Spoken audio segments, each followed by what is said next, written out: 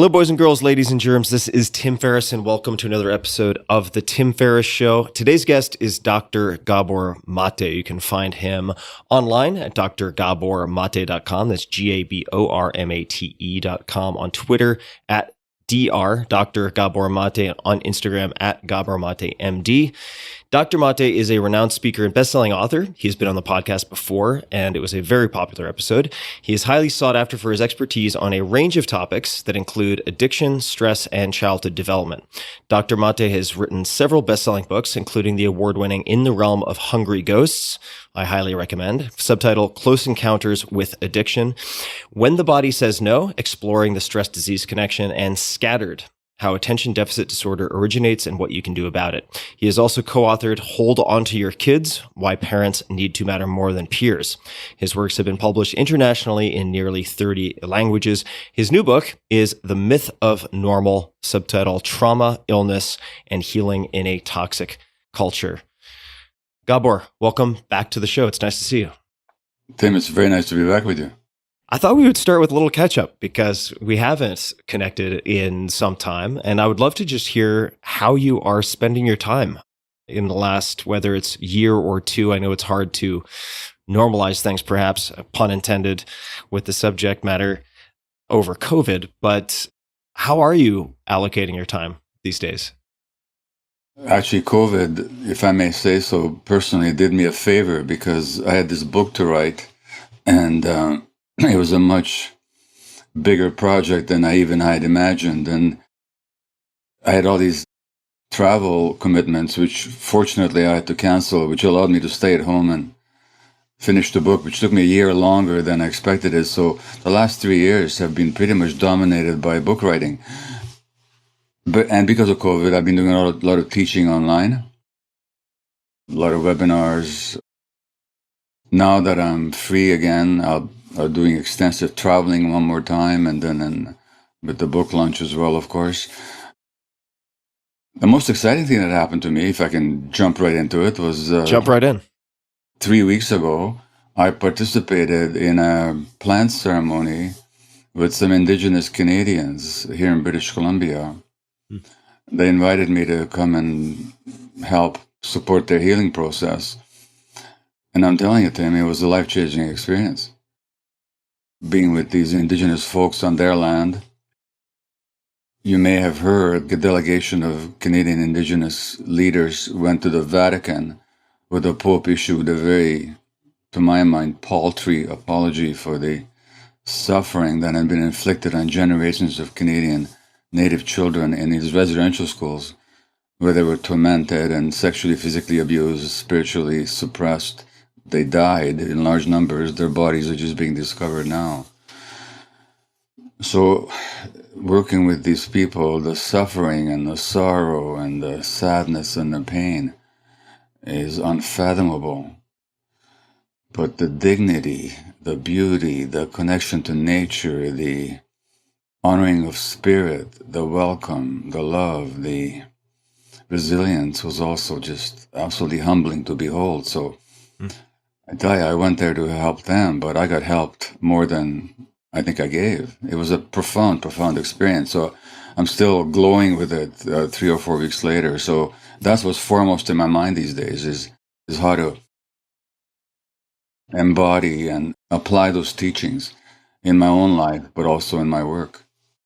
Well, I would love to stay on that for a little bit because you mentioned something that only recently came to my attention. I was actually in Nuhawk tribe territory about 6 to 8 weeks ago and learned for the first time of these mass graves and much of the history that you're describing, which is horrifying, of course, and the ripple effects of that carry over well into today. In the case of this particular ceremony, this medicine experience, I know you have, and for people listening, if they don't have the context, you have a lot of exposure and experience with use of different medicines, including but not limited to psychedelics.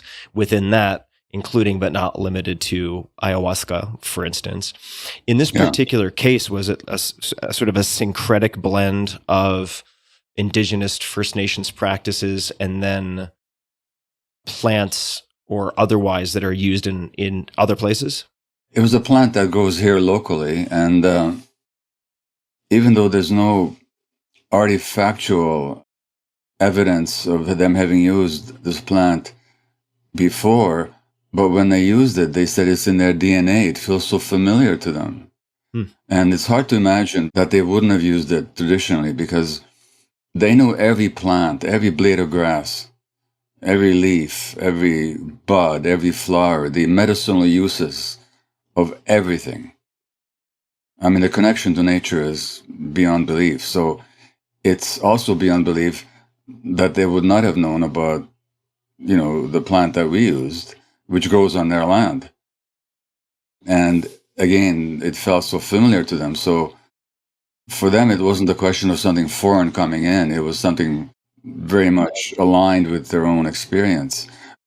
What I brought to it was sort of Western psychology and my capacity to ask the right questions and to delve into the traumatic imprints that they carry because of this tragic history.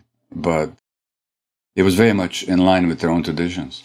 So a few follow-up questions related to that, and you can feel free, of course, as with all of my questions, to not answer those that you don't want to. But yeah, in the case of the plant, is that something you can describe more specifically, or is that something that you prefer not to mention? No, it was mushroom. Mushrooms. Yeah. Yep. Psilocybin.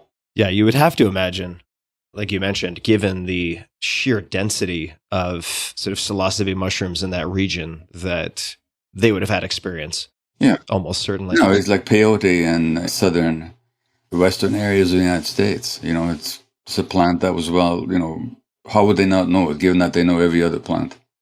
What was your unfolding or the experience? Why do you think it was impactful for you personally? Well, first of all, the context. Because I'm with people that are just so honest and so raw and so open and so welcoming, so that I've never felt more at home with any group of people, even though I never met any of them personally before. So there was that. Then was the experience, and we all had to utter some words before the ceremony about what our intentions were. And I uttered 2 words, love and presence. Then I experienced them both.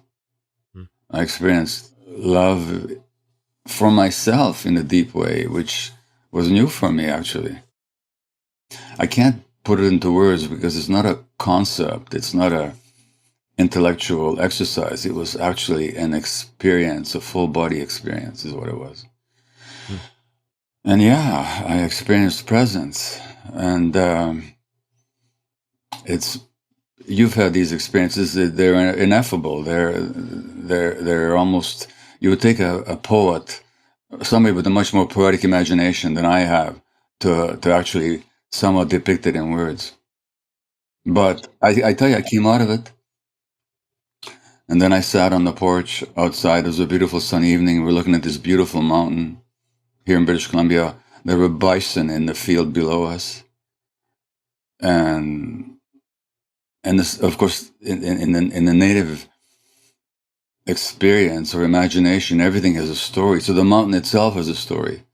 So I'm looking at this beautiful mountain and this bison and the sunset, and nobody had to convince me that nature contains us all, not at that moment anyway. It's for people who have not heard any of your backstory, this firsthand experience of love that you mentioned as not being, let's just say, a common experience for you. Maybe it's worth just for a second rewinding, if you wouldn't mind just sharing a bit of why that is. In our first conversation, you'd told the story, and perhaps you could just fill in some of the gaps of growing up in, or certainly being born in Hungary, having relatives perish in the Holocaust, and then even after the deportation of Jews had stopped, Jews were still being persecuted and, if I recall correctly, murdered by sort of the fascists who were in power at that time. That's correct. And your mother handed you off to someone else because she wasn't sure if she would survive. Am I remembering that correctly? Well, let me tell you a story around this. So sometimes after I met you, I went to Peru to lead a retreat for medical people with the plant ayahuasca. And when I say I lead the retreat, I don't lead the ceremonies. I don't hand out the brew. I help people formulate intentions beforehand and integrate experiences afterwards. But these people, 23 people, came from all over the world, health professionals, doctors, psychiatrists, psychologists, to work with me in this jungle setting with native healers. So I did the work the first day, it went really well. Then we had the ceremony the first night. Now, my experience with ceremonies is that everybody else has deep ceremonies and I don't, because I have this very thick skull and just nothing gets through. That's my little self-myth, So these Shipibo native maestros and maestras, shamans, sit down in front of me in turn, and each of them chants to everybody. So there were 24 of us. Each of them gets chanted to 6 times in turn by each of these maestros. They sit down in front of me and I say, okay, do your worst, and very little happened for me. Next morning, they sent a delegation to me. They said, we can't have you in ceremony because you have such a dark, dense energy in you that this is affecting everybody else. So it interferes, and our Icaros, our chants, can't penetrate your darkness. Furthermore, they said, we can't even have you working with your people during the day because you'll still be affecting them. So they fired me from my own ceremony, from my own retreat, literally. They had no idea. They were not impressed with the fact that I've written books or published in how many languages or any of that. They don't know my reputation. They just know I'm this guy from the north, this doctor, And they said, here's what happened to you. We think you've worked with so many traumatized people that you've absorbed their traumas and you haven't cleared it out of yourself. And furthermore, they said, we think when you were very small, you had a big scare and you haven't got over it yet. The first chapter opens with a painting that my wife did of me as an infant. This is from a photograph, looking at a camera, with absolute terror in my face. And a pediatrician who came to see me when I was separated from my mother at a year age, she said she'd never seen such terror in the eyes of a human being as she saw in my little eyes. Now, these shamans picked that up like that. And what they said was, we're going to assign one of you to work with you alone because we want to heal you. So I had 5 private ceremonies with a shaman all to me, and it ended beautifully. But when you talk about that early scare that I had, these people picked up on it instantaneously. And this maestro chanted to me over 5 nights, 3 or 4 hours, 5 hours. And by God, he cleared so much out of me, I couldn't even believe it at the end. Do you think at some point we will be able to, and I'm not saying this needs to happen, certainly it doesn't for the therapeutic effects to be seen. Do you think the kind of rationalist, physicalist, Western scientific perspective will find some type of explanation for what you're describing? If we assume for the time being that something is in fact happening, it's not purely placebo effect. I mean, even if it is, that's something. But do you think there will be a point at any juncture in the near future where we'll have some explanatory capabilities? So what's frustrating for me, and not just for me, by the way, is that we have so much science already to explain such experiences. And many more amazing healing experiences. We actually have the Western science to prove it or to explain it. And what's frustrating is what's been called the science-practice gap, where on the one hand we have the science, but the science hasn't penetrated the medical practice consciousness. There's a gap between not only Western medicine and traditional understandings, but there's even a gap between Western science and Western medical practice in so many ways. So in terms of my own experience, there are certain traumatic imprints that are ingrained in the emotional circuits of my brain, in the very basic survival mechanisms of my brain, in my lower parts of my brain, And these are neurological circuits embedded with a certain kind of experience and a certain kind of belief and a certain kind of reactive pattern. So the belief that I'm impenetrable and everybody else can heal, but I can lead other people to healing, but I can't get there myself, that itself is an imprint of trauma. Because an infant or a small child being traumatized, they think it's going to go on forever.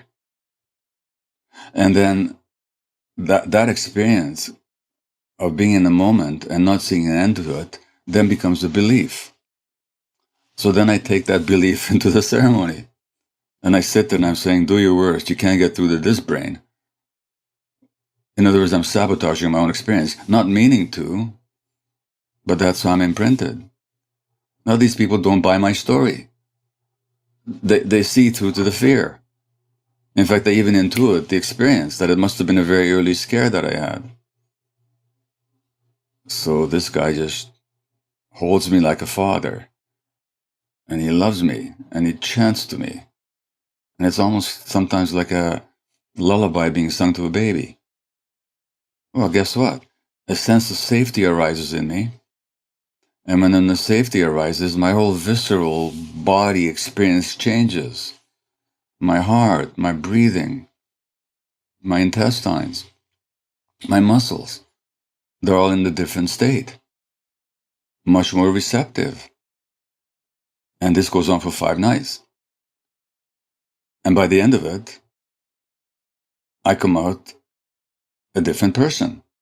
Now, when I say I come out a different person, believe me, I travel home and all of a sudden that different person becomes a memory. And, I have to struggle again with a lot of the same old stuff, but I'm struggling with them from a much more informed perspective. And I know it's no longer my absolute reality, which is a huge difference. Seems like all the difference. It's not that hard to understand, really. Yeah. Because we know that the brain can develop new circuits and new ways of understanding in response to new experiences. Was that 5 nights? Just so I understand, that was 5 consecutive nights of drinking each night yourself, or were you not drinking on each night? 5 nights over 10 days. So we had a ceremony, and then we had a day of rest when I would just meditate and do my yoga and walk the jungle, the rainforest paths, and read my spiritual books and contemplate, and then back into ceremony. So yeah, it was a 10-day private retreat is what I ended up having. Yeah. And the rest of them worked with the rest of the group. Sounds like everybody won in that situation. Everybody won. And let me tell you an interesting aftermath. So afterwards, the shamans told me that when they knew that 24 healers, doctors, psychologists, psychiatrists are coming from the West, they thought we'd have an easy job because they said, we absorb a lot of trauma from other people as well, but we clear it out of ourselves. So we expected you would have done the same thing. And they said they've never worked with such a heavy bunch of people in their whole lives than these Western doctors. Because we work with all these traumatized people all the time. We don't even understand trauma, let alone do we know how to clear it out of ourselves. So they had a big job on their hands, the shamans. And those people that participated had a huge experience. And when they went back to their work, so many of them, it changed completely.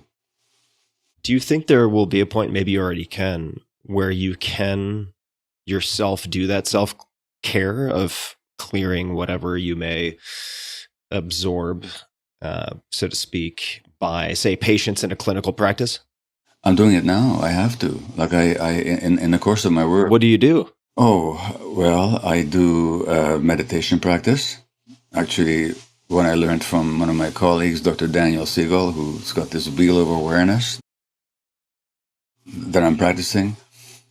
I have a yoga practice that I do pretty much every day now.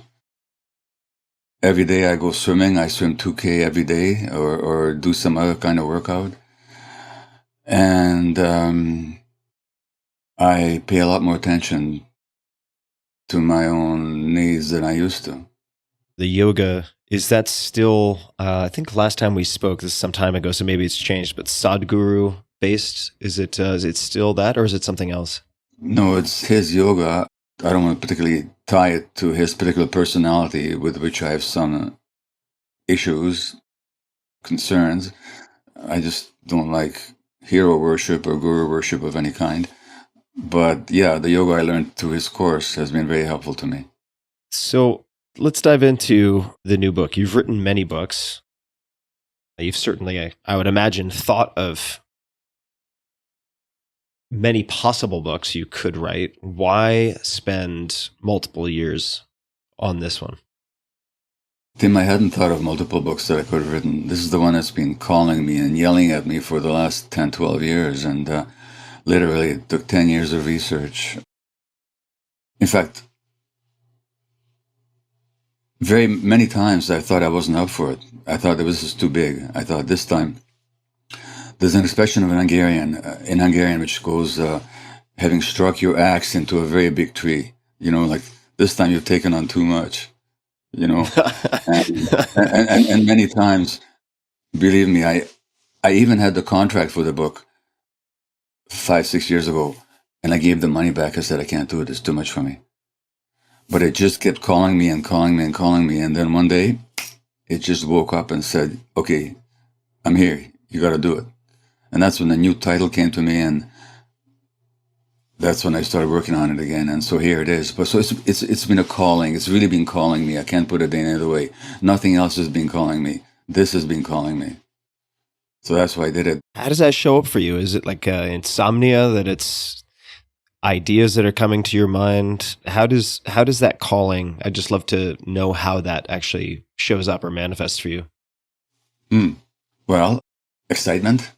Yeah, I want to do this. There's a visceral knowledge that there's something right about this. When I say there's something right about it, I don't mean that I'm correct about everything I say, or I just mean right for me, that this is what I need to do. When I see a newspaper article or I see a new book title, right away, oh yeah, this speaks to us. I gotta read that article. I have to read that book. So the world keeps feeding me information that demands to be metabolized and synthesized and written and spoken. And then over the last few years, you know, as we've seen crisis upon crisis, it just occurs to me, somebody's got to write about how life in this system affects the health of human beings. And so it's visceral excitement, it's ideas, it's information that just keeps pouring at me like a lava flow. And there's just this, coupled with the fear that I'm not big enough to do this, you know? So it's a combination of a lot of things. But even that fear that I'm not big enough to do this is a sign to me of the importance of what I'm talking about. When I say the importance, I don't mean to be grandiose. I mean the importance to me. Mm-hmm. If it wasn't that important, I wouldn't be so afraid of it. That's what I mean. Maybe we can launch into a story. I have a few cues here, jumping off points in front of me, and tell me if this makes any sense as a direction to go. And what I have in front of me is the story of how trauma can inflict and affect everyday life. Story of landing in the airport. Yeah. Would you like to grab that baton and run with it? Well, sure. And this relates to what you were asking me about before in terms of my early history. So this is when I was 72, 6 years ago. I'd been on a speaking trip to Philadelphia. I'd spoken on addiction, the link that I draw between childhood trauma and addictions. You and I have talked about this. It was well received. On the way back, Air Canada bumps me up to first class, so I couldn't be more comfortable. I land at the airport. My wife is meant to pick me up, and I get a text as I land saying, I haven't left home yet. Do you still want me to come? And from feeling very comfortable and very pleased with myself, if I can put it that way, I go into a rage. I just And I text back, never mind. And I take the taxi home. So imagine the indignity of having to take a taxi home, And I arrive home. Now here's the deal. My wife's an artist. When she's in the studio painting, everything else disappears. I've only known this for over 50 years, you see. She has no bladder. She has no husband. She has no hunger. It's just her and the art. And that's what happened, So what am I so upset about? When I come home, I don't even talk to her. I just grunt at her. And I keep this up for a day, and she finally says, knock it off already. And as I say, it's a tribute to decades of progress that I could knock it off after 24 hours, because in the past, I might have carried on for days like that. Now, what's that all about? Well, my mother gave me to a stranger, as you mentioned earlier, and I didn't see her for 5 or 6 weeks when I was a year old. She did this to save my life. When I saw her again, I didn't even look at her for several days. And that's what small children do on separation, because the brain says that I was so hurt when you abandoned me that I'll never open myself up again to that kind of vulnerability. I won't even look at you. Now that imprint from a year old is what showed up when my wife said, I'm not picking you up, or at least I'll be late picking you up. But all of a sudden, the woman on whom I'm relying for presence and support and love is unavailable. And what gets triggered is this childhood imprint of abandonment and rage and despair. And so this is how trauma shows up in our lives. It doesn't have to be as dramatic as that, but it shows up in our relationships, in how we feel about ourselves, in how we interpret events, in how we react to things that happen, in our worldview. So trauma is this sort of invisible dynamic that shapes so much of how we live our lives, but we tend not to be aware of it. And until we become aware of it, it can run our lives. It can run our personal lives. It can also run our politics and our culture. So let me come back to the rage for a second, because I would love to get your advice, or at least hear of some of your learnings over the last decades. Because I recall from our first conversation that, in your 40s, you're a successful doctor, you're a driven workaholic, you had challenges in your marriage, your kids were, at least based on my notes, sort of afraid of you at points because of your rages. That's right. What have you learned about rage and anger? How do you relate to it or metabolize it? And I ask as someone who has a long history of running on anger as maybe a corrosive fuel of sorts. So I would love to just hear you expand on that in any way that makes sense. So there was a great neuroscientist. His name was Jaak Panksepp, Panksepp, who tragically died a few years ago of cancer. And he distinguished a number of brain systems that we share with other mammals. They include care. He capitalized these. So C-A-R-E, care. Then something he calls grief and panic. Then fear, lust, seeking, play, and rage. These are all brain systems that we have. They're all necessary for mammalian life. They're all necessary. Now, by rage, he means the anger that arises when our boundaries are being transgressed. If I were to infringe on your boundaries, either physically or emotionally, the healthy response for you is to mount an anger response. No, get out. Stay away. That's healthy. Healthy anger is in the moment. It protects your boundaries, and then it's gone. It's not necessary anymore. However, if your boundaries were infringed as a child, but you could not express it, it doesn't disappear. It gets suppressed. It becomes almost like a volcano that's gurgling and bubbling inside you, but it's had no expression. Now, why did you suppress it? Because if you're being, well, you've been very public about this, so I'm sure you'll allow me to mention it, but sometime after you and I talked, you actually publicly acknowledged that you'd been sexually abused as a child. I did. Now, when that's happening to a small child, the last thing you can afford is to be angry. Because if you get rageful at the boundary invasion, you're going to get hurt even more. So suppressing that rage becomes a survival mechanism. Nothing wrong with it. It's the right thing to do. You don't do it, your brain will do it for you automatically as a way of preserving your life or your relative safety. But the rage doesn't go away. What happens then later on as an adult, something triggers you, and all of a sudden it just explodes out of you, and you have no control over it.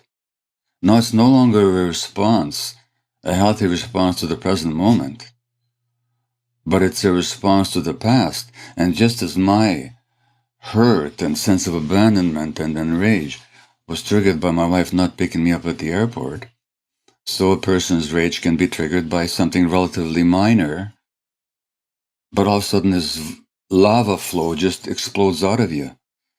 And the difference between healthy anger, and by the way, suppressing healthy anger is also unhealthy for you. We can talk about that. But just as healthy anger expresses itself, does its job, and then it's gone, rage, the way, such as I'm describing, such as the way I used to experience it, and probably as you used to experience it, the more it explodes, the bigger it gets.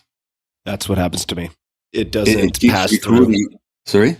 No, I was just reinforcing that by saying, I've worked with certain therapists who have said, punch a pillow, express the rage, let it just pass through you like the wind. But that isn't, in fact, what happens with me. And I know I'm not the only one. It actually magnifies and intensifies and extends this feeling. Exactly, because it recruits more brain circuits into its service. So that's the difference between healthy anger on the one hand, which is an essential boundary defense.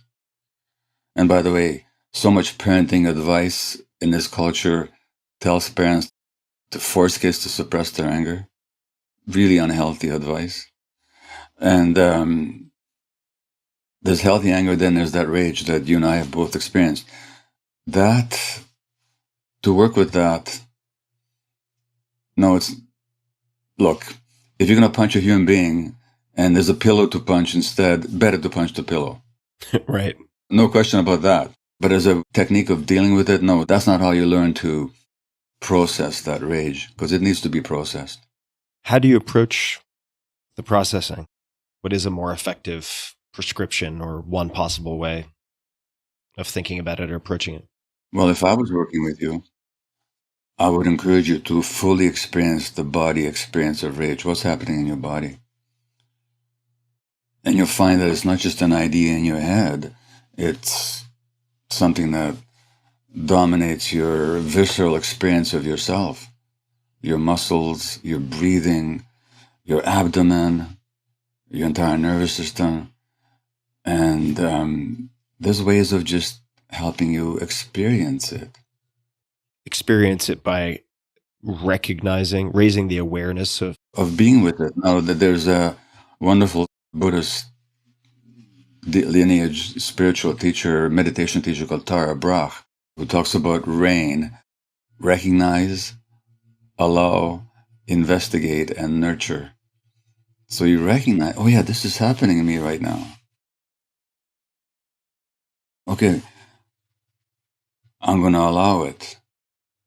Not allowing it in the sense of I'm going to act it out on somebody else, but I'm going to be with the experience.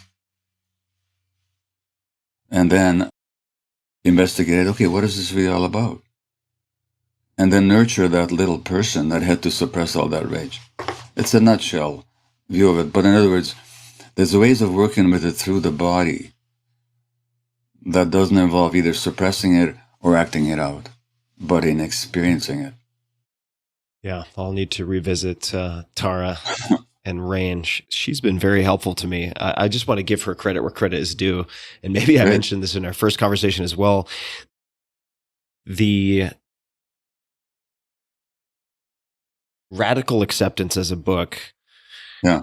as a title, it turned me off, but a friend of mine who is a very skeptical neuroscience PhD, or has a PhD in neuroscience, I should say, who's generally averse to anything that even rhymes with woo-woo, read this book and recommended it to me.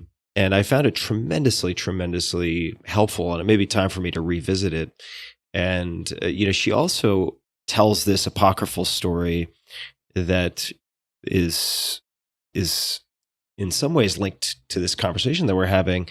She tells this apocryphal story of a sage who says there's only one question that really matters, and that is, what are you unwilling to feel? And because I've also had therapists ask me, like, do you experience clean anger? And my instinctive answer is no, I don't. And I resist it because I view it as potentially destructive, especially the way that it can feed on itself and get amplified. And I'm not at risk of like throwing a chair through a window or punching someone. So because I've become very good at suppression, but it's not lost on me that there's a cost to be exacted when you do that. Yeah. By the way, I read Radical Acceptance recently as well. That's why it's in my mind. And I'm also somebody that doesn't do acceptance or surrender very well. So I resist those titles. Yeah. But you know what? I found it very helpful and very compassionate, actually. And from my perspective, from the point of view of the therapy that I teach my students, no part of us, no aspect of us is bad. So that rage of yours, it came along for a good reason. Yeah. And the suppression of the rage, that came along for a good reason as well. And so that the more we can investigate this and understand it, the more we can make friends with all aspects of ourselves, which I think is the key to healing. By the way, radical acceptance doesn't mean radical tolerance. It doesn't mean that you put up with everything. Right. It just means that you accept that this is the way it is right now.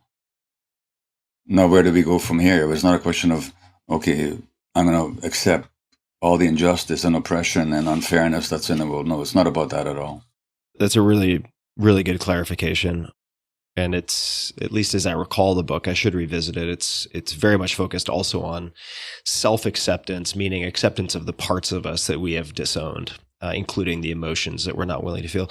Let me ask you about, and this is all related. I suppose everything's related at the end of the day, but what happens when one seemingly non-negotiable need is pitted against another? So the example I want to ask you about specifically is attachment versus authenticity, right? So if I think about the reaction I had to my significant other this morning, which was similar to your taxi experience.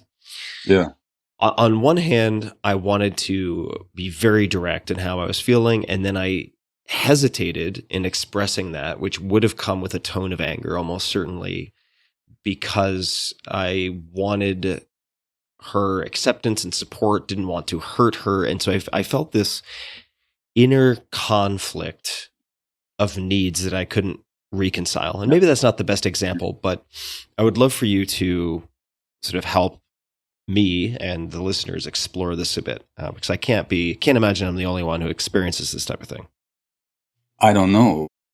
I wasn't there, and I don't know what happened, but my guess is that you and I did this exercise once before that you very, I thought, rather bravely put on YouTube, where we went through a certain experience of yours, or you having been upset. The lesson from that exercise, and I imagine, and very often, or take my reaction at the airport, and I imagine perhaps your reaction this morning, and I can't say this for sure because I wasn't there, but very often we don't react to what happens, we react to an interpretation of what happens. Right. So that your partner did or didn't say or do something, and then you had a certain interpretation of that, and then you react to that interpretation. So I imagine that may have happened, but more generally speaking, so then you're in this dilemma. If I fully express how I feel, I'm going to maybe hurt her and hurt the relationship, or hurt them and hurt the relationship. But if I don't, then I'm not being authentic. So what do? I mean, I think that's the dilemma that you're posing here. It goes back to very early in childhood. because we have these two needs that I've identified. One of them is for attachment. Attachment being our need for connection and closeness with another person for the sake of being taken care of, or for the sake of taking care of the other. So when I talked about these brain circuits of Dr. Panksepp, the care system is designed for you and I to take care of the vulnerable, our young, our very old ones, our sick ones. There's a system in our brain with its own brain chemicals and its own circuits that are designed to help us care for one another. That's essential. No mammal would survive without that. We also have a system for what he calls grief and panic, and that's what we experience when we don't get that care, you know?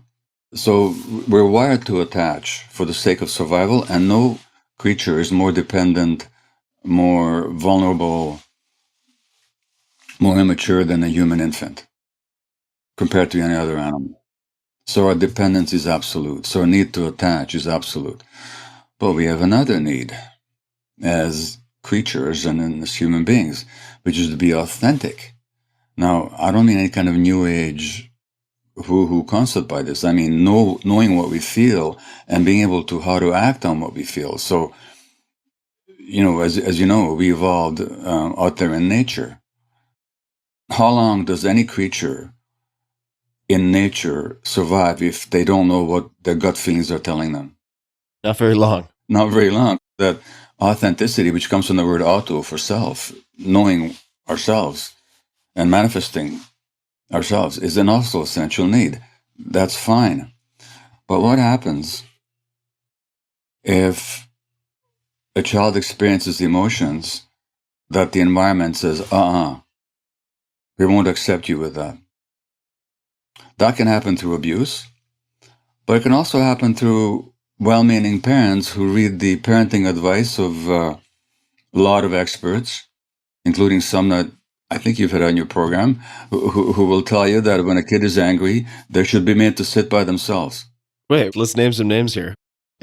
Well, who are we talking about? Jordan Peterson says that in his book, 12 Rules for Life. An angry child should be made to sit by themselves until he says they come back to normal. In other words, anger in a child is not normal. But he's not the only one. And the message to the child is,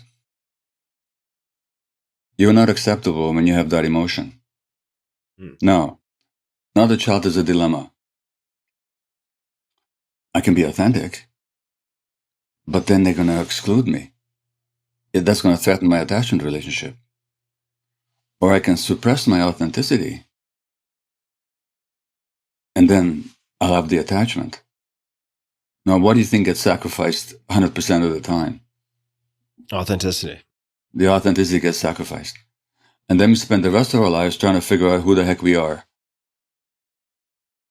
And that suppression of authenticity has severe mental and physical health implications, from autoimmune disease to malignancy to depression. Take, for example, something called depression. What does it mean to depress something? Literally, what does it mean? Push down. To push it down. Depression is not this inherited brain disease. It's a result of having to push oneself down, push down one's emotions as a child. Just to play devil's advocate here, I mean, there can be, and there appear to be genetic markers that predispose someone. Again, it's not predetermination, but there is, it would seem, a genetic component. It's not purely in the absence of childhood events, something that does not occur, right? Would you say that is fair? I'm going to give you an argument on that one. I mean, having written this book, I've just reviewed the literature. Nobody's ever discovered a gene for any mental health condition. Nobody's ever discovered any group of genes that cause any mental health condition. Nobody's discovered any group of genes that if you have them, you're going to get this disease. Nobody's group has discovered any group of genes that if you don't have them, you can't get this condition. What people have discovered is there's a large group of genes that the more of them you have, the more likely you might have any number of mental health conditions, from ADHD to depression to psychosis to whatever. But none of them code for the specific condition. So something is being inherited, yes, but what is being inherited? And you take animals or human beings with those same set of genes and you give them different environments, they'll turn out to be very different creatures. Some of them will be extremely functional if they were treated very well. So what is being inherited then? Now, this is contrary to the medical mantra. I'm telling you the science. Okay? What is being inherited are not diseases. What is being inherited is sensitivity. The more sensitive you are, and you and I talked about sensitivity the first time we met, but let's just illustrate it. If I tap myself on the shoulder right now, I don't know if I did this exercise last time, I don't feel any pain at all, do I? But what if my shoulder was bare and there was a burn there, so my nerve endings were close to the surface, which means I was thin-skinned. And now I touch myself with the same force. Now what do I feel? Severe pain. So sensitivity, from the Latin word sensere, just means to feel. The more sensitive you are genetically, the more you feel. The more you feel, when things go wrong, the more pain you have. The more pain you have, the more you have to get defenses around that pain. And all mental health conditions reflect some defense against pain.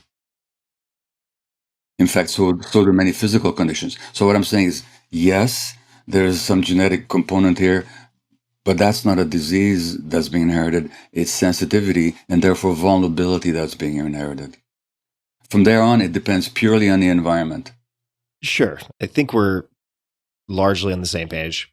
The point I just wanted to make is that there are predispositions. It's not a binary transmission of a disease, although those may exist with things like Pompe disease and so on if you have two recessive carriers. But let me come back to attachment versus authenticity for 1 second, because in the case of this child who's expressing, say, anger, and if there are people who would take the stance of the prescriptive move is to put that child in the corner until they come back to their senses, in that case, the child is going to choose attachment over authenticity, and you condition the child to behave that way.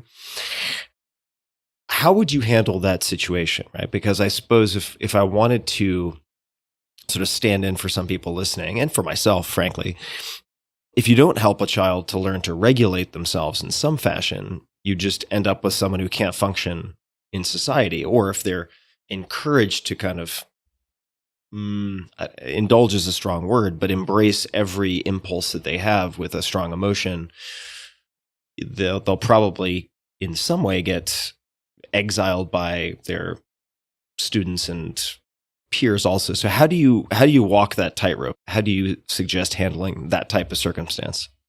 I agree with you. The intent of good parenting or good child rearing is to help the development of self-regulation. Absolutely. The question is how to get there. Right. No, it's not a question of everybody should behave exactly how they want to and hell with everybody else. You know, it can't be that. That's permissiveness. That's not healthy parenting either. But it also depends what age we're talking about. Like, for example, a 2-year-old, they want a cookie before dinner. Now, if you're doing your job as a parent, you're going to frustrate them because you're going to say no cookie before dinner. No. What do we do as adults, as mature adults, when we get frustrated? You know, if we're lucky, we know how to handle our frustration. But if you're like me sometimes, you'll start throwing a bit of a tantrum. So that's what a 2-year-old will do. They'll throw a tantrum. Nothing wrong with the 2-year-old throwing a tantrum. That's just what their brain is programmed to do when they're frustrated. So you say, oh, you're really angry, aren't you? You really want that cookie? Yeah.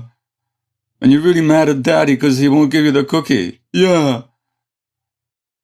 That allows the child to move through the emotions and to know that emotions can come and go. How self-regulation happens is, as Dr. Dan Siegel points out, is that the immature circuits of the child's brain use the mature circuits of the adult's brain, of the nurturing adult's brain, to help regulate it. So the way you help a child learn develop self-regulation is by being regulated yourself. So if you stay calm, you say, you're really angry, aren't you? That'll help the child develop self-regulation because he's downloading your circuits. But if you respond with punishment or hostility and giving him the message that he's just not acceptable, you're just frustrating him even more. You might get compliant behavior, but you're going to get somebody whose rage is being suppressed. And we've already talked about that. And you're going to get somebody who's going to get depressed because they're pushing themselves down. A child who's understood and held and loved, they'll move through these emotions very quickly. Very quickly. And that's how you learn self-regulation, is that these emotions can arise and they'll go, and we don't have to be attached to them, and we don't have to act them out. So self-regulation begins by the adult world being regulated and not reactive. Yeah, that makes a lot of sense. Let's come back to the myth of normal. Yeah. And if you look back at your many books, and maybe I'm just unique in this situation, but I don't think I am. I'll explain what I mean. When I look back at each of my books, there are chapters or elements or messages that I wish I'd maybe emphasized more, or that I'm sad get skipped over or not given enough attention. In the new book, are there any chapters or concepts, anything at all that you really hope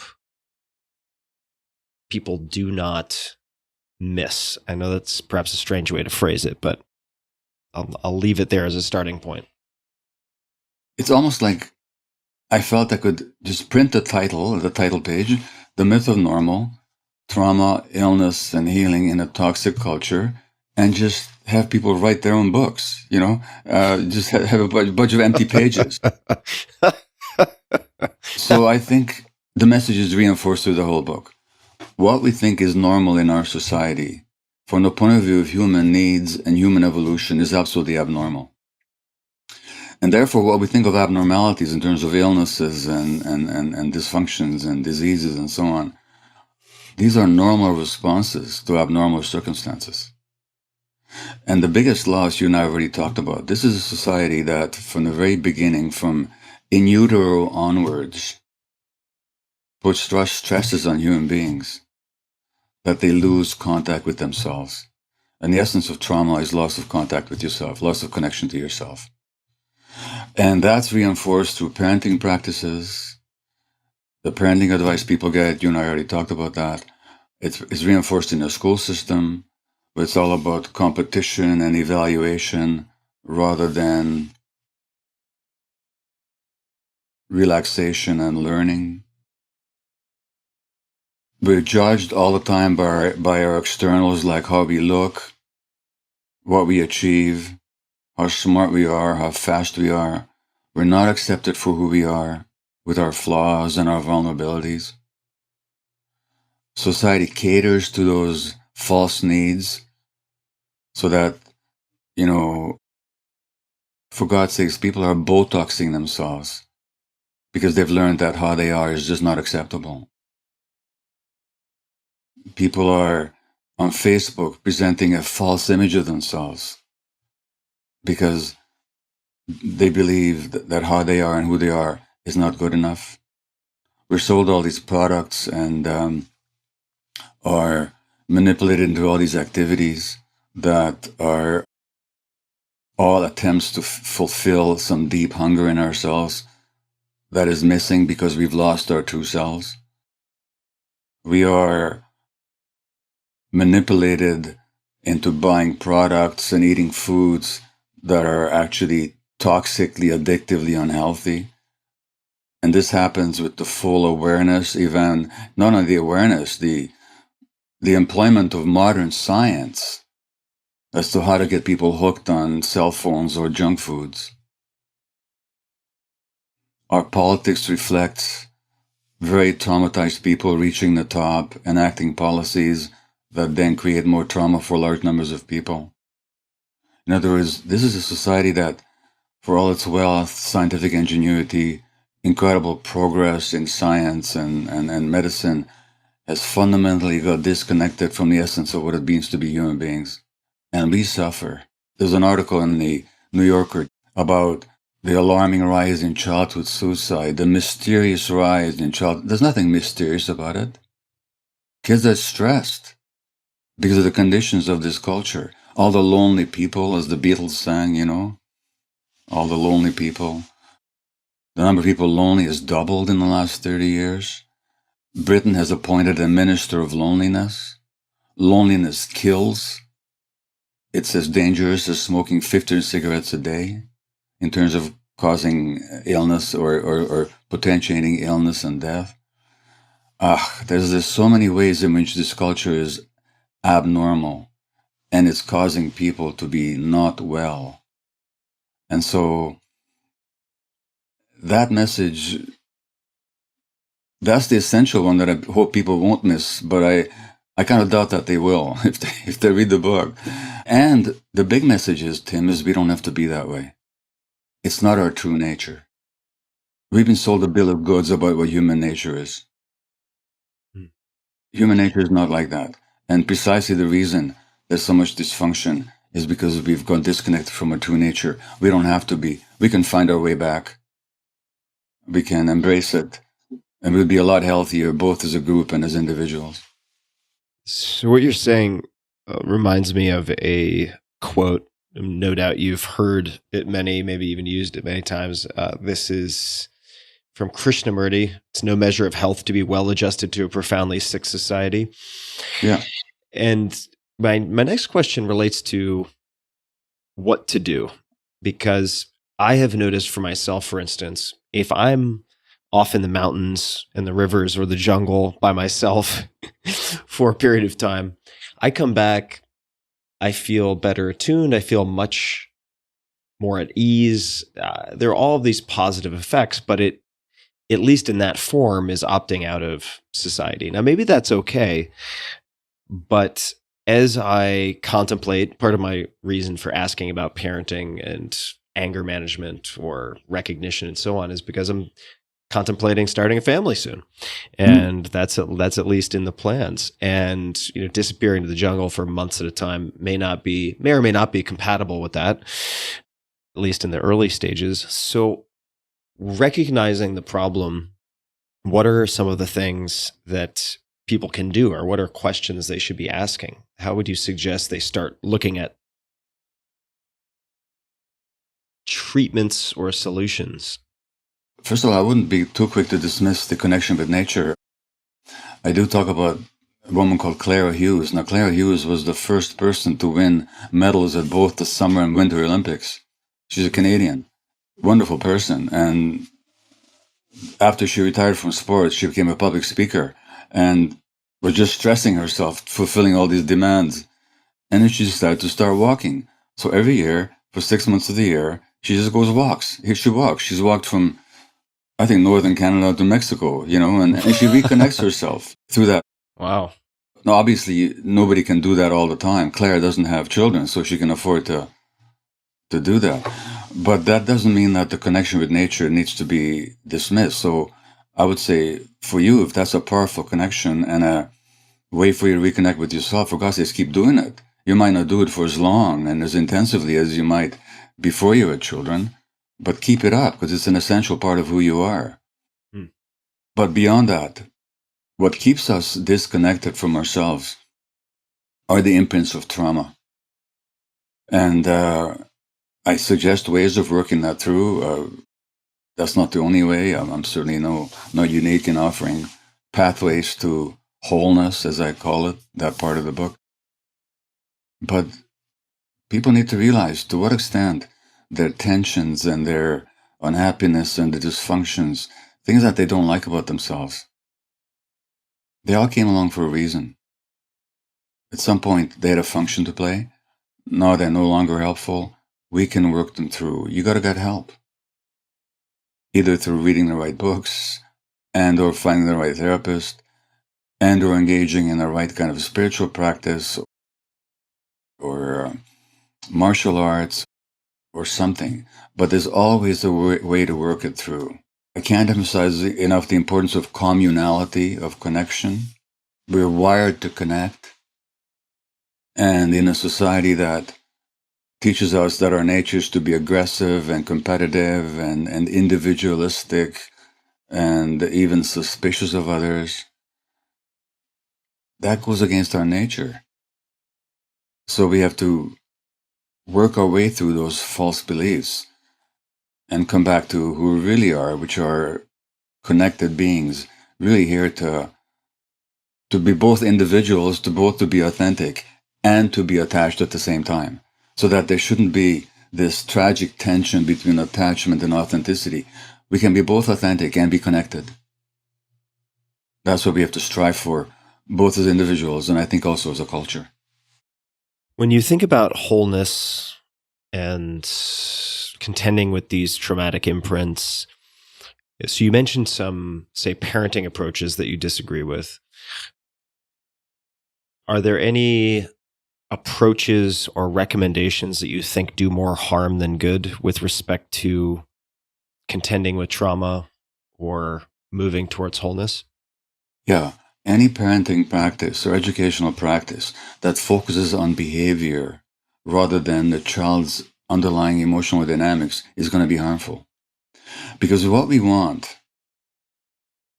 out of child rearing is that at the end of it, there should be an autonomous human being, respectful of themselves and of others, who can be authentic and connected at the same time. That's our goal. I don't think anybody would disagree that that's our goal for human beings. Now, that's a natural developmental process as long as we provide the right conditions for it. But nothing in nature develops in the wrong context. So, I could have an acorn in my hand, and the nature of that acorn is to become an oak tree, but not if I leave it on my desk. Right. It needs, water and soil and sunlight and so on. A lot of parenting and educational practices focus not on the long-term goal and development, but on fixing the kids' behaviors in the short term. So, we talk about kids are acting out. What do you do when a kid acts out? Well, look at this phrase, acting out. What does it mean to act something out? When I say acting out, when I say a kid is acting out, you will probably think of a kid who's being oppositional or rude or disobedient or aggressive. But that's not what the phrase means. Acting out means to portray in behavior that which we haven't got the words to say in language. So in a game of charades, where you're not allowed to speak, what do you have to do? You have to act it out. Act it out. If you landed in a country where nobody spoke your language and you had to portray hunger, you'd have to act it out. Kids are acting out their emotional needs. The question is, are we going to respond to the child, or are we going to try and suppress the behavior? So much of what's taught as parenting advice is designed to manipulate or shape or suppress kids' behaviors rather than understanding the child. And by the way, this is also true of adults as well. As we look at human beings and we don't see what's really driving them, we just either approve or disapprove of how they're behaving, but we don't make much of an effort. The legal system specializes in not understanding why people behave the way they behave, just in suppressing it. Which is why in Canada, where Indigenous people make up 5% of the population, they make up 30% of the jail population.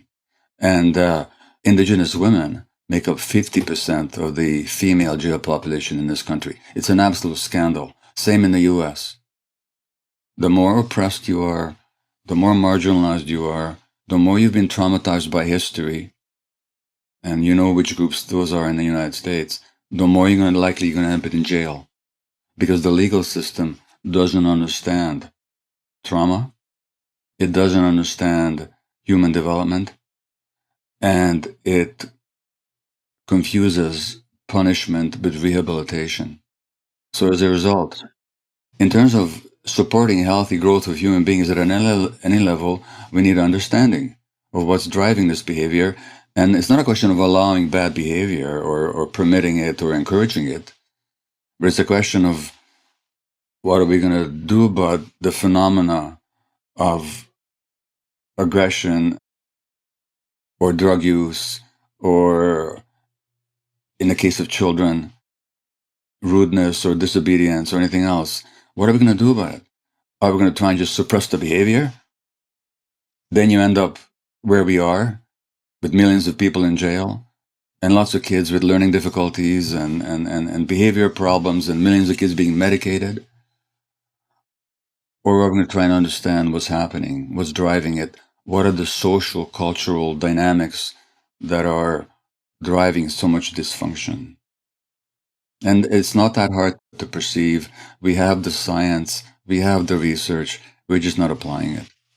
Let me hop in. There are a few things I want to mention that come to mind as you're speaking, and then I'll end it with a question. So the first is on the acting out point, how I've heard stories from a number of friends, and I don't have kids, so again, anyone out there, don't look to me for parenting advice, but with respect to baby sign, teaching children sign language before they actually have the physiological capability of speaking, that you reduce the amount of acting out, sort of crying for attention, et cetera, when you enable them even with a handful, literally, of basic sign language symbols, right? Hungry, thirsty, potty, or whatever it might be. And so that makes sense to me. The second is, and I like the way that you deconstructed that phrase. The second, as it relates to incarceration, there's a documentary I saw a long time ago called The Work. It's called The Work. It came out in 2017. At the very least, everybody should watch the trailer. We'll link to it in the show notes. And it relates to effectively trauma work within the prison system. And I say that as kind of in a monolithic sense, which might not be perfectly accurate, but within a prison in the United States. And it's absolutely mesmerizing and brutal to watch. And it highlights how difficult it is, in the sense that, an ounce of prevention is worth a pound of cure, right? Intervening early. But let's look at the adult case. So coming back to this trauma imprint, if you were to take, say, 1,000 people from the population, kind of selected at random, and they all, as adults, pursued fixing their trauma, whatever they think of as that meaning, are there any approaches or techniques or paths that you think are risky, damaging, ill-advised? Is there anything that you'd like to highlight in that department? Well, specifically in prisons in the U.S., this work that you mentioned sounds wonderful. I know a couple of other approaches. There's a film made about my work called The Wisdom of Trauma that actually people can watch online. And there's a scene in it. I'm not involved, but there's a woman called Fritzi Horstman. She's wonderful. You might want to talk to her sometime. She works with these high-level offenders, and she's got these large number of people in this prison yard standing in a circle, all men. And she says, if you were hit regularly as a child, take a step forward. Everybody takes a step in. If your parents yelled at you a lot, take a step in. If you're abused, take a step in. If you've witnessed violence in your family of origin, take a step in. And the circle just keep getting smaller and smaller and smaller as people keep stepping in to the circle. And so she does wonderful trauma work with prisoners, and the transformations are incredible that she witnesses and helps to facilitate. I know somebody else who works with something called the Prison Enneagram Project. Now, you probably heard about the Enneagram. I've never studied it. I have. It's come up with a number of CEOs. Yeah. Toby of Shopify and others who use the Enneagram. It'd be helpful if you wanted to just give a brief overview or explain what you introduce. So I've never studied it though that much. I don't have the patience for it really. It's a personality typing system that allows you to look at potential interactions of different people with different typing, and you can look at the pros and cons of those interactions. And it's a lot more to it, but those are some of the basics. Yeah, I think that's about right. And also each Enneagram type has got its potential values, but also its shadow, hazards. So I know somebody who's taken this work into prisons, and they do Enneagram work, and I witnessed it. And these guys are killers. They've killed. It's hard to say this, and it's going to draw some maybe raised eyebrows or skepticism from some of your listeners. These guys are the loveliest people in the world. And they're not pretending. They were sensitive kids, deeply traumatized. Nobody ever paid attention to them. Everybody hurt them. Very often, of course, minority status. Somebody hears them, allows them to work with. I quote one of them in the book, actually. And he says, if I ever get out of here, all I ever want to do is help people love themselves. Because when I committed that crime, I was totally disconnected from myself. I didn't know who I was. I couldn't respect myself, he says, so I couldn't respect no one else either. And as I've learned to respect myself, I now respect all human beings. And I witnessed him saying this. This is in San Quentin, actually. So the potential of rehabilitation and bringing people back to their human selves is enormous, given the right circumstances. But we know how punitive and how traumatizing the prison experience is for a lot of people, because we equate punishment, rehabilitation. It's not the same thing. So I'm not saying that we should allow murder or that we should encourage crime. What I'm saying is, if we apply the light of understanding to what drives people, and we're actually interested in rehabilitating them, so that the correctional system really becomes a system that corrects people rather than just punishes them, we could do so much with what we already know. And you know what? It wouldn't cost more. It would cost less. Yeah. For people interested, I just want to mention, I actually did some podcast interviews behind the line inside a maximum security prison in California at one point, level 4 maximum security prison, Kern Valley State Prison. So people can find that 323 if they're interested in kind of getting a peek behind the lines. And I would agree with you. Were you surprised by anything? I was surprised by a lot, because that is certainly not my native environment. I mean, on one hand, you had violent events on a constant basis, right? Yeah. So there were real threats within the prison, and sort of riot gear and so on had to be used. So you had tremendous potential for violence, and then you also had tremendous potential with the right help, with the right support and resources. I was there volunteering with a group teaching entrepreneurial skills, because without qualifications or transferable skills to outside civilian life, right, then the recidivism rate, of course, is going to be very high. Also, with felony or felonies on your record, it complicates the entire situation. So it's a very, very problematic, gnarly puzzle to solve, taking people from inside the system to then outside the system and reintroducing them. So that was the context within which I was there. But we were also able to have conversations with people who had done a tremendous job with support of rehabilitating themselves and really using introspection and cultivated self-awareness to turn their lives around, even within the confines of a maximum security prison. In some cases, people who were not eligible for parole, right? People who were still turning their lives around, despite the fact that most likely they would be restricted to life behind bars until they died. Yeah. Everything about it was deeply impactful, and actually participated in an exercise that's very similar to the one you described, where people are stepping forward or stepping backward depending on the things they've experienced. And when you start layering all of the abuses and experiences these people have suffered through, I don't want to say it's inevitable. Coming back to maybe the genetic comparison, I think it's not inevitable that these people end up in jail, but it sets the conditions such that it is much more likely, especially if they're highly sensitive, as you mentioned. And it stuck with me. It was very emotional for me to witness, honestly, because I grew up on Long Island, in a family kind of lower middle class with friends who came from some very tough households. A lot of alcoholism, a lot of abuse, a lot of drugs, and some of my friends have not made it.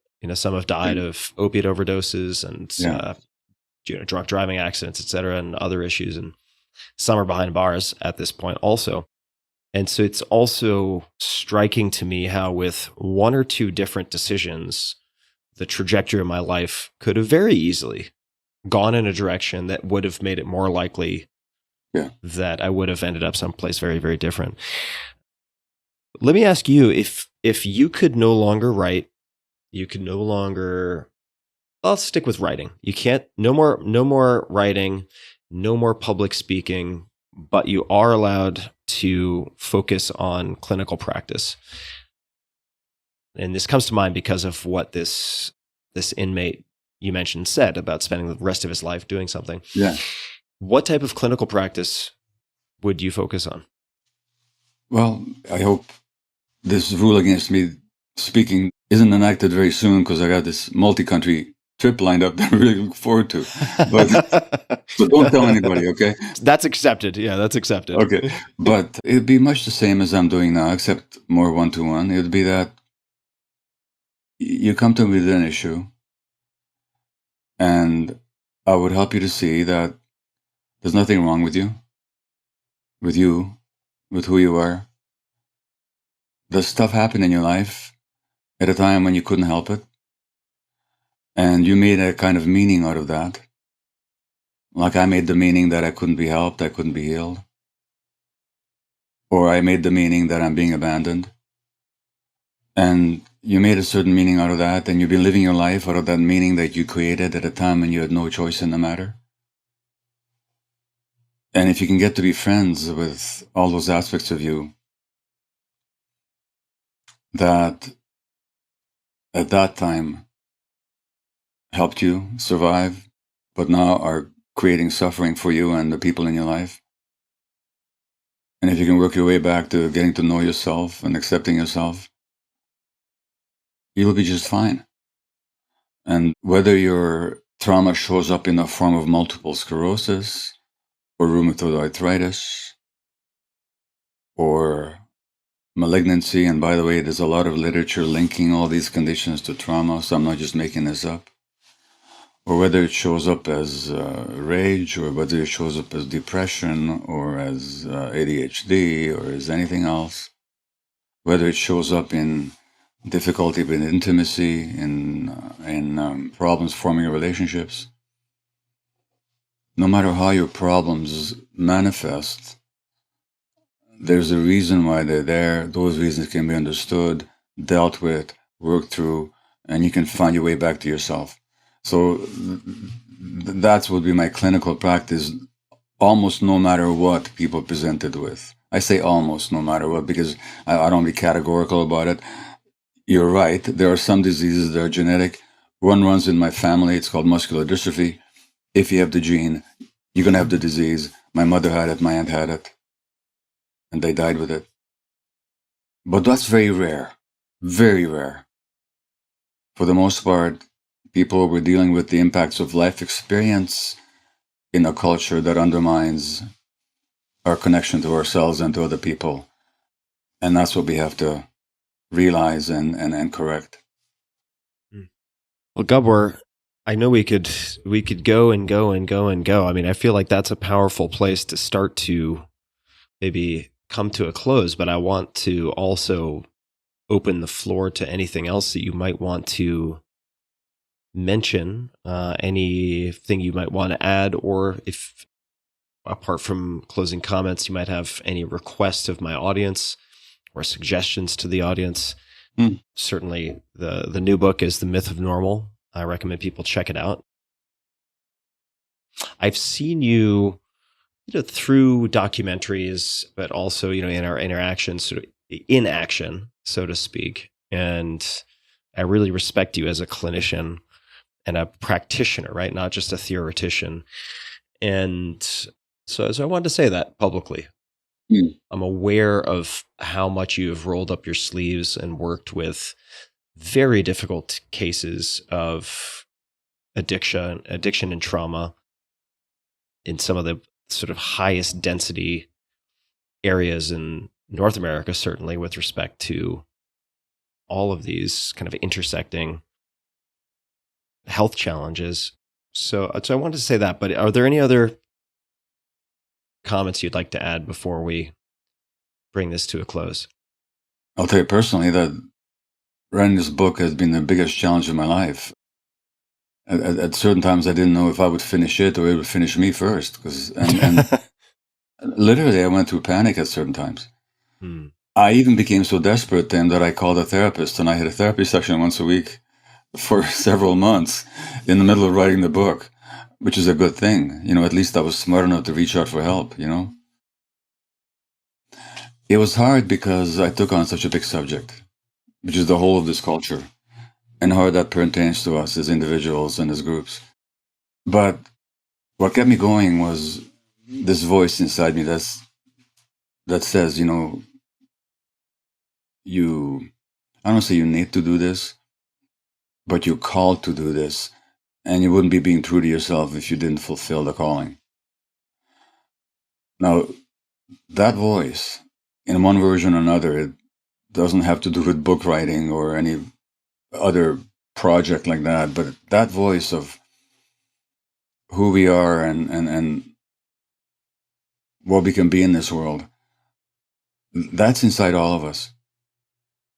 And there's such cacophony, there's such noise generated by this culture. I mean, the radio, the TV, the internet is yelling at you 24/7. And we're being pulled away from ourselves in so many ways. But the Bible talks about this small, still voice that's inside of us. And the noise around us generated by this culture makes that voice almost impossible to hear. But I'm sure you've had the experience yourself, and a lot of people have. It's in there. And if we can just listen to it. So that was my biggest takeaway from writing this book and I'm so glad I did it. And in the end, I'm just so happy with what I've been able to set down on paper. But by the way, with the brilliant help of my son, Daniel, I couldn't have done this on my own. And if I can pitch forward a bit, the next book Daniel and I are writing is called Hello Again, A Fresh Start for Adult Children and Their Parents.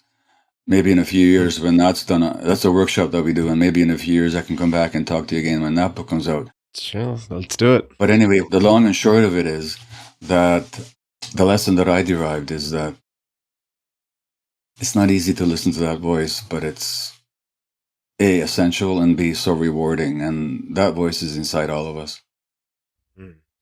So I have to follow up because this is touching a nerve for me right now, because I've been sort of sitting in the silence for about 1.5 years now. I've not committed to any large projects.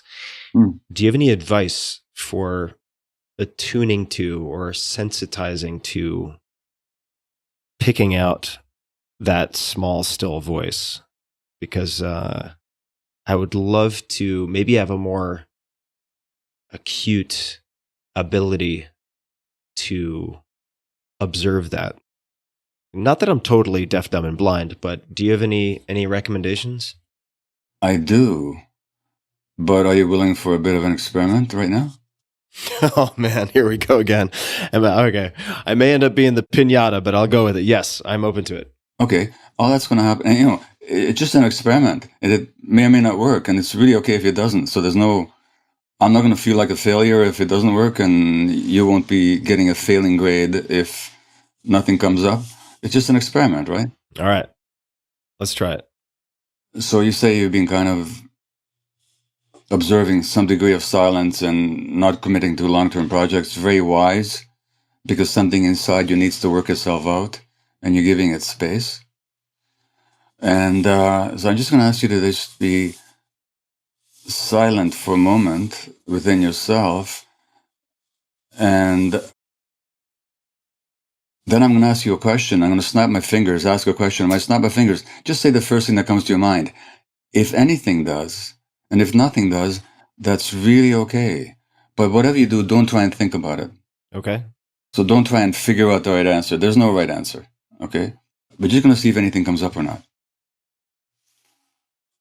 So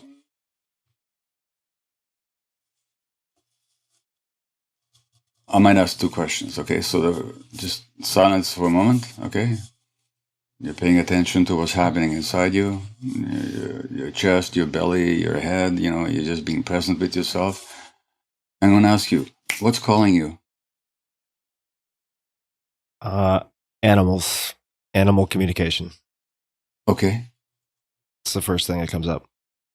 Okay, well, I don't know what that means, but I'm sure you do.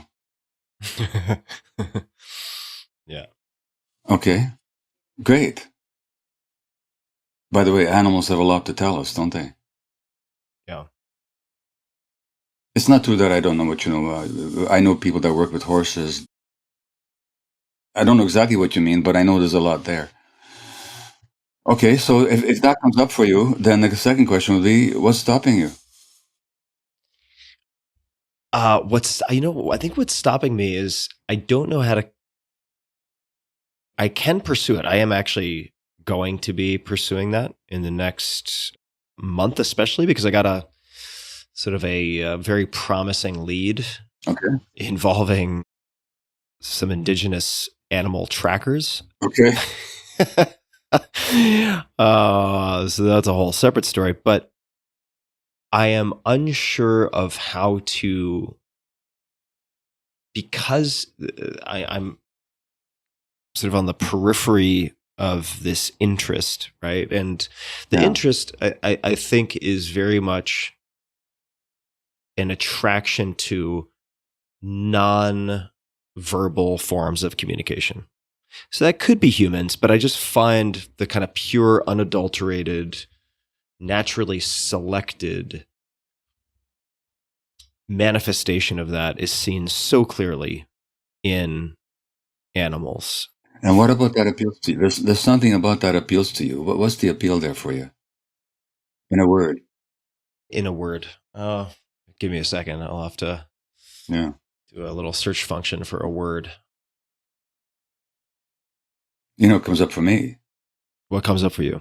Purity. I think for me it would be very close, right? I was going to say, I mean, it's cheating. It's not a word, but other means of knowing. Okay, then knowing, okay? Knowing that... other means of knowing, right? So forget the other means. It's knowing. Yeah. And you don't want that knowing happening through the intellect. Yeah, I don't want it going through a bunch of filters and abstractions and concepts. I think it just gets so clumsy.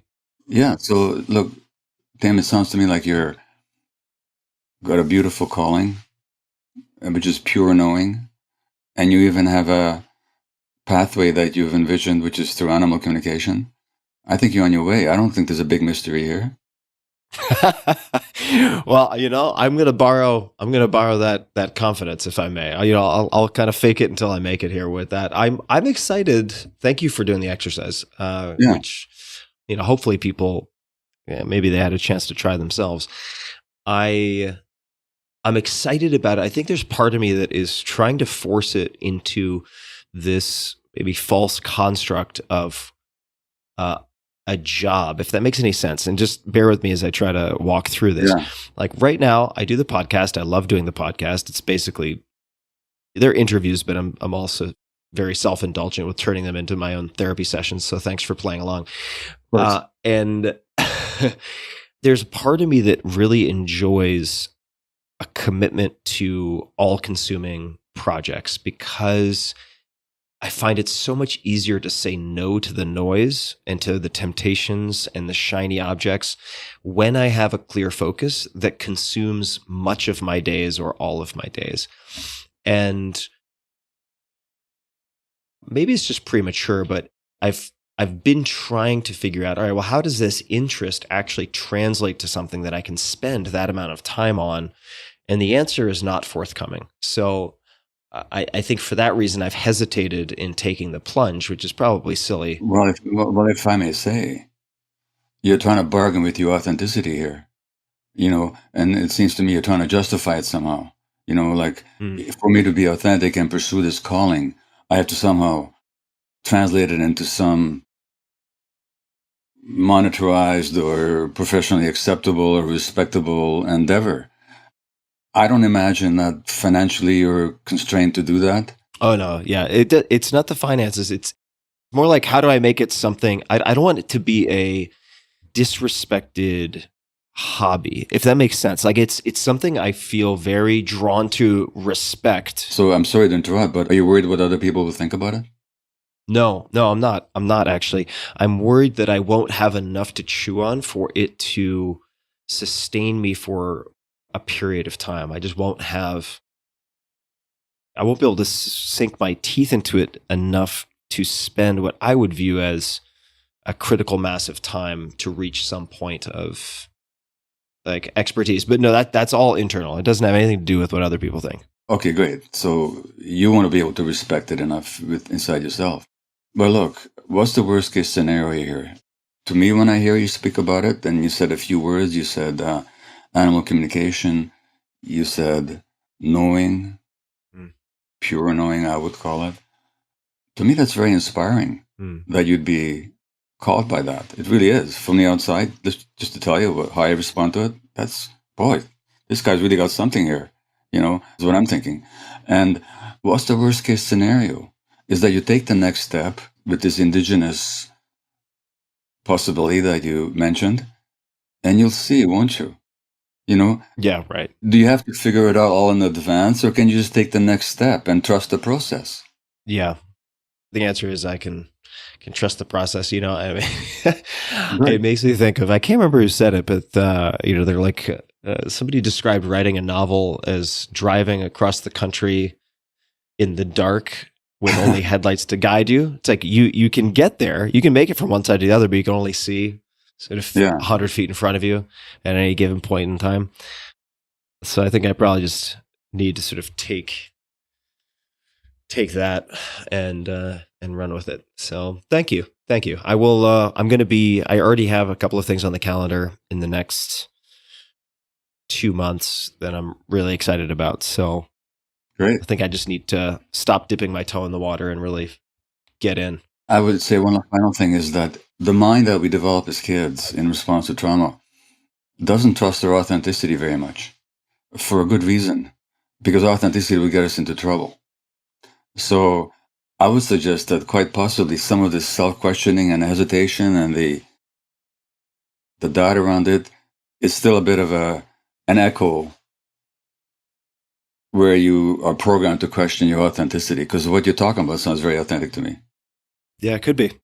That wouldn't surprise me. Yeah, I mean, I think that's as good a theory as any for me to recognize is valid at this point. So thanks for the encouragement. I appreciate it. Well, I'm just reflecting on what I'm seeing. That's all. Well, thank you for the reflection. I look forward to learning how that goes for you, one way or the other, actually. Yeah, me too. Well, Gabor, thank you so much for the time. It's nice to see you again. You too. And it has been, it doesn't feel that long ago that we sat face to face in Austin, but it's been quite a while, remarkably so. And you have been busy. I'm very excited about the new book. And for people who would like to check it out, and I encourage they check it out, the new book is The Myth of Normal, Trauma, Illness, and Healing in a Toxic Culture. You can find more information on the book at drgabormaté.com. That's drgabormaté.com. And you can find Gabor on Twitter at Dr. Gabor Maté, and then on Instagram, Gabor Maté MD. And we've covered a lot of ground, and I really appreciate you being such an open book and also maybe helping me to turn a few pages in the process. So much appreciated, Gabor. Thank you for making the time. Thank you, Tim. It's a pleasure. Take care.